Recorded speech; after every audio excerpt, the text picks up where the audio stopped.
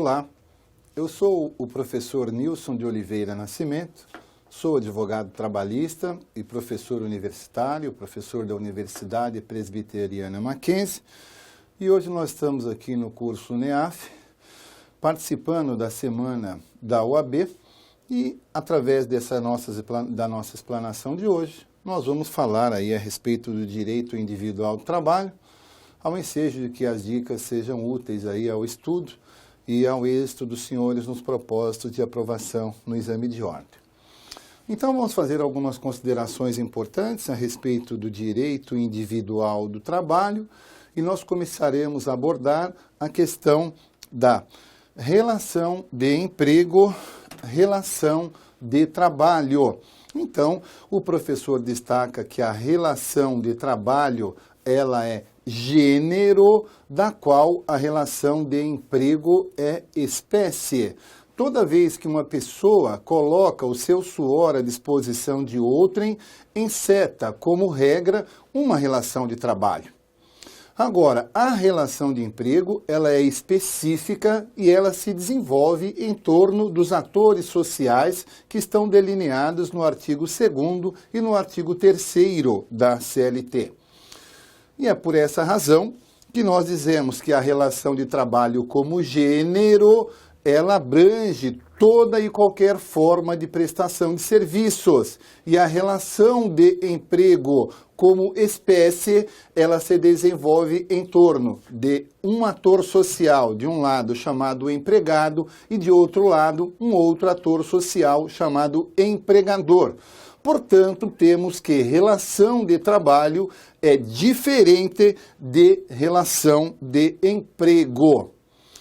Muito bem. Feitas essas considerações, nós chegamos ao ponto de, professor, e como é que se configura essa relação de emprego? Essa relação de emprego, ela se configura mediante a presença concomitante dos elementos fáticos, presentes notadamente no artigo 2º e no artigo 3º da CLT. O artigo 2º da CLT diz que considera-se empregador a empresa individual ou coletiva que admite, que assalaria e que dirige a prestação pessoal de serviços. Em relação ao conceito de empregador, o professor destaca a sua importância na chamada alteridade. Empregador é aquele que assume os riscos da atividade econômica. Em torno do artigo 3º, nós temos os conceitos basilares, os conceitos essenciais que configuram a pessoa do empregado. E nós podemos dizer que o empregado é aquela pessoa física que trabalha mediante subordinação, habitualidade, dependência e onerosidade, salário. A doutrina majoritária trabalhista conceitua empregado, artigo 3º da CLT, mediante a presença concomitante desses 5 elementos: subordinação, habitualidade, onerosidade, pessoalidade e a pessoa física. E de uma forma rasa, nós podemos alimentar as consequências lógicas desse conceito através do estudo dos seus requisitos. Primeiro requisito da relação de emprego. Empregado é a pessoa física. Óbvio, o empregado é o homem, o empregado é a mulher, o empregado é a criança, é o adolescente no ambiente de trabalho. As regras tutelares de proteção ao trabalho têm como destinatário a pessoa física, a pessoa natural de direito que interage no ambiente de trabalho. Empregado, é a pessoa física. 2, que presta serviços com pessoalidade. A relação de emprego reclama a presença de um elemento único em relação à figura do empregado. Pessoalidade. O empregado é aquele que presta serviços pessoais e não poderá se fazer substituir por outrem na execução das suas atividades laborativas. O conceito de empregado reclama uma obrigação infungível, uma obrigação personalíssima, que só pode ser executada por aquele que foi contratado como empregado. Empregado é a pessoa física que presta serviço de natureza não eventual. Essa não eventualidade vem no sinônimo de habitualidade. O empregado é aquele que trabalha de forma contumaz, de forma reiterada, de forma repetida a cada dia, a cada semana, a cada ano. E, evidentemente, a cada ano, a cada mês, a cada dia, esse empregado vai conservando para si uma maior proteção social. O empregado é aquele que trabalha de forma habitual. A habitualidade também é condição sine qua non do conceito de empregado. Um outro elemento que o professor destaca em relação ao conceito de empregado chama-se onerosidade. A onerosidade como sinônimo de remuneração, de salário. Dada a sua importância, a onerosidade vem retratada tanto pela regra do artigo 2º, que traz o conceito de empregador, como também em relação ao artigo 3º, que sai o conceito de empregado. O direito do trabalho não admite a figura do empregado e, consequentemente, de contrato de trabalho sem onerosidade. A onerosidade incita ao contrato de trabalho e eu diria a principal. De um lado, o empregado trabalha, obrigação do trabalhador. De outro lado, o patrão paga salário, principal obrigação do empregador. Portanto, a onerosidade está ligada aí ao conceito de salário e remuneração como contraprestação do serviço prestado pelo empregado. E aí, reformulando a questão do empregado, que é a pessoa física que presta serviço de natureza não eventual, mediante subordinação, que no conceito do artigo 3º da CLT vem no sentido de dependência. Dependência, sinônimo de subordinação. O empregado trabalha mediante o poder diretivo do empregador. O empregado trabalha de forma subordinada. O empregado não assume os riscos da atividade econômica. O empregado trabalha por conta alheia. Em troca da sua autonomia de vontade, o empregado trabalha para o empregador e recebe salário. Isso chama-se subordinação. É o estado de sujeição, é o estado de dependência em relação ao qual o empregado está frente ao seu empregador.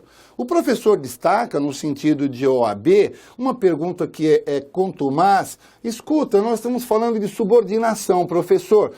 Por que o empregado se sujeita ao recebimento de ordens do empregador? Qual é a origem, qual é o fundamento desta subordinação? De uma forma rápida, o professor destaca que existem 3 formas de subordinação. A subordinação jurídica, que é a pacificamente aceita pela nossa doutrina trabalhista e vem firmada pela parte final do artigo 2º da CLT. Nós temos a segunda subordinação, que é a denominada subordinação técnica, a qual fica afastada. Por quê? Segundo a subordinação técnica, o empregado recebe ordens, porque o empregador tem um intelecto, tem um conhecimento, tem uma habilidade maior do que a do seu empregado. Nem sempre tal premissa é verdadeira. E temos também a subordinação econômica. O empregado recebe ordens porque o seu empregador tem um poder econômico, tem um capital maior do que o empregado. Tal sorte que essa conclusão também não é verídica. Você tem uma situação em que o empregado pode perfeitamente ter uma condição financeira, uma condição econômica mais privilegiada do que o próprio empregador. Para prosseguirmos, o empregado recebe ordem por conta da subordinação jurídica. Essa subordinação jurídica, ela é nata, ela é inerente do contrato de trabalho. Eu sou empregado, eu fico sujeito ao recebimento de ordens. Em troca, recebo o salário. Falando sobre relação de emprego diferente de relação de trabalho, temos algumas situações em que ficam à margem de qualquer proteção social esses trabalhadores que configuram como gênero relação de trabalho. Trabalhadores eventuais, por que não recebem a proteção seletista? Ora, porque esse trabalho eventual, ele é episódico, ele ocorre de vez em quando, de sorte que lhe falta, trabalhador eventual, o requisito da habitualidade. O trabalho voluntário. Quem seta um trabalho voluntário, evidentemente de caráter benemerente, religioso, educativo, não pode ser considerado como empregado, eis que lhe falta o requisito da onerosidade. Os trabalhadores autônomos também não são considerados empregados porque lhes faltam o requisito da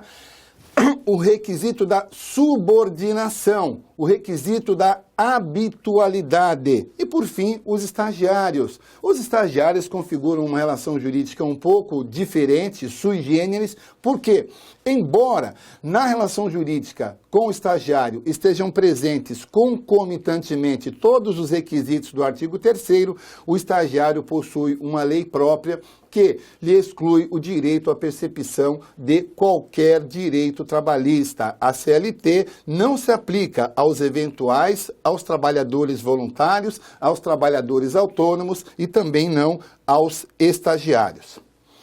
Muito bem, evoluindo um pouco na explicação do nosso contexto, chegamos ao contrato individual. O contrato individual de trabalho é o acordo tácito ou expresso correspondente à relação de emprego. Artigo 442 da CLT. E aí, com base nessa leitura do artigo 442 da CLT, nós chegamos a algumas classificações extremamente importantes aí para que a gente possa reciclar nessa oportunidade.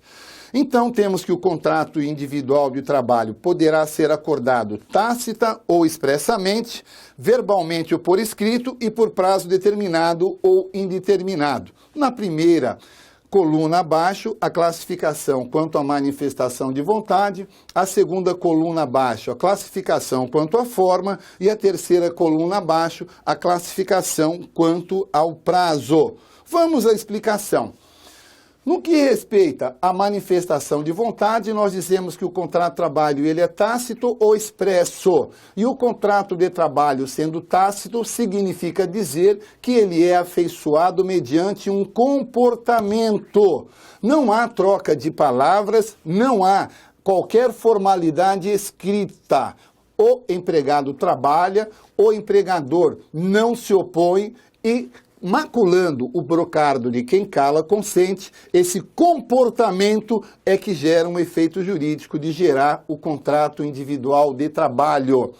Então, o contrato pode ser tácito ou o contrato de trabalho pode ser expresso. E nós temos que na modalidade expressa, escrita ou verbal. Contrato de trabalho expresso, ele pode ser escrito, ele pode ser verbal. Muito bem. Quanto ao prazo, o artigo 443, e o seu parágrafo 1º, diz que o contrato de trabalho ele pode ser firmado por prazo determinado ou por prazo indeterminado. Os contratos de duração indeterminada se configuram na regra. São aqueles que são especialmente estimulados pela nossa legislação trabalhista, na medida que otorgam melhores direitos aos trabalhadores ao longo do tempo. O contrato de trabalho por prazo indeterminado é regra e o contrato de duração determinada, aquele que tem prazo para começar e prazo para terminar, esse se consubstancia numa exceção. E quais são as hipóteses de contrato de duração determinada previstas na lei? A lei é muito clara no seu artigo 443 da CLT, no seu parágrafo 2º, dizendo que os contratos de duração determinada só serão válidos em se tratando de, primeiro, quando o serviço ou atividade empresarial são transitórios. Artigo 443, parágrafo 2º, letra A e B. E Artigo 443, parágrafo 2º, letra C, quando o contrato é de experiência. Então, as hipóteses de contratação determinada são aquelas expressamente previstas através do artigo 443, parágrafo 2º, letra A, letra B, letra C. Professor, por favor, dê um exemplo para a gente da letra A do 443, parágrafo 2º. Ora, quando há possibilidade de previamente você determinar quando vai começar, quando vai terminar. Então vamos imaginar, por exemplo, aqui, uma liquidação, uma festa, uma época específica de final de ano, Natal. Olha, eu preciso contratar vendedores extras na minha loja. Ora, eu vou contratar no 443, parágrafo 2º, letra A. Então aí, o que ocorre? Essa necessidade de mão de obra, ela é transitória e eu sei expressamente quando vai começar o meu pico, quando vai terminar. Então, na hipótese de contratação por prazo determinado, para uma determinada época, um determinado evento, perfeito, letra A. Letra B. Na letra B, o professor destaca a sutileza, que é a própria atividade empresarial que é transitória. Então, uma empresa vai participar, por exemplo, de um evento lá no Rio Grande do Sul e ela resolve montar um stand. E para montar o stand, para expor os seus produtos, para comercializar os seus produtos, ela vai precisar de empregados. Então, ela vai contratar esses empregados na hipótese do 443, parágrafo 2º, letra B, porque essa atividade empresarial é transitória. Acabou a feira, acabou o evento, a própria empresa deixa de existir.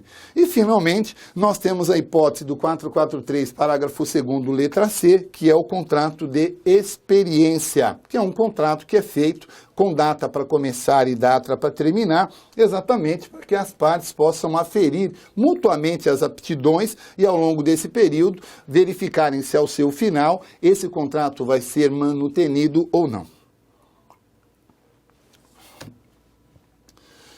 Existem regrinhas importantes que norteiam aí os contratos de duração determinada, e aí essa primeira que se coloca é a do 45, a primeira que se coloca é a regrinha da sucessão, e diz assim, que todo contrato de duração determinada que for sucedido por outro de duração determinada num interregno, num prazo de 6 meses, esse novo contrato, esse segundo contrato, já nasce por prazo indeterminado. Então, dizemos primeiro a regra do artigo 452 da CLT, que trata da sucessão de contratos por prazo determinado. Todo contrato de trabalho por prazo determinado que for sucedido por um outro num prazo de 6 meses, esse segundo contrato já nasce por prazo indeterminado. E temos a regra do artigo 451 da CLT, que trata da prorrogação. Professor, um contrato por prazo determinado, por exemplo, experiência, esse contrato pode ser prorrogado? Ora, desde que observado o seu prazo máximo de duração 90 dias, não há problema alguma.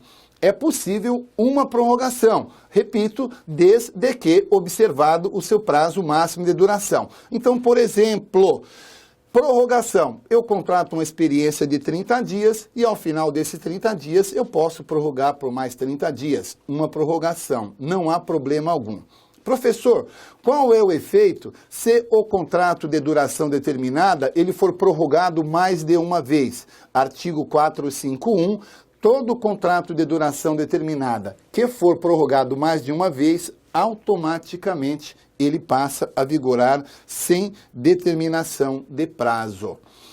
Um outro ponto importante que o professor destaca, que atento ao princípio da primazia da realidade, não existe uma forma específica para o contrato de trabalho, de tal sorte que a sua forma como regra é livre, é preponderante a informalidade da contratação. Todavia, em situação excepcional, e aí eu destaco, atenção, Todo contrato de duração determinada necessariamente precisa ser formalizado por escrito. Temos, portanto, uma exceção, uma regra. Se existe a regra da informalidade na formação do contrato, no que respeita aos contratos de duração determinada, que não beneficiam, que não privilegiam ao trabalhador, esses necessariamente urge a forma solene, a forma escrita, para que possam projetar os valores em relação às partes contratantes. Agora, um outro ponto importante que importa destacar em relação ao contrato individual de trabalho é o que nós chamamos de trabalho proibido e 2, o trabalho ilícito. Vamos destacar a diferença entre um e outro. Professor, o que é o trabalho proibido? Veja bem, o trabalho proibido é aquele que tem um objeto lícito, mas que nasce com uma má formação no que diz respeito à violação de um dispositivo de lei, ou CLT ou Constituição Federal. Exemplo claro, o trabalho proibido. Artigo 59 da CLT. A duração normal da jornada de trabalho poderá ser prorrogada, quer dizer, o empregado pode fazer horas extras no limite de 2 horas diárias. Ótimo. Vamos supor que hoje eu trabalhei no meu emprego e eu fiz 5 horas extras. Poxa, se o artigo 59 disciplina que o limite de horas extras é de 2, se eu fiz 5 horas, essas outras 3 horas que eu fiz hoje foram horas extras proibidas, ok? O artigo 7º, inciso 32 da Constituição Federal, disciplina, sem excepcionar, a vedação ao trabalho aos menores de 16 anos. Então, se eu tenho um empregado menor de 16 anos no meu ambiente de trabalho, e ele trabalha lá como office boy, como mensageiro, como carteiro, esse trabalho não é um trabalho ilícito, é um trabalho proibido, porque há o malferimento da lei constitucional.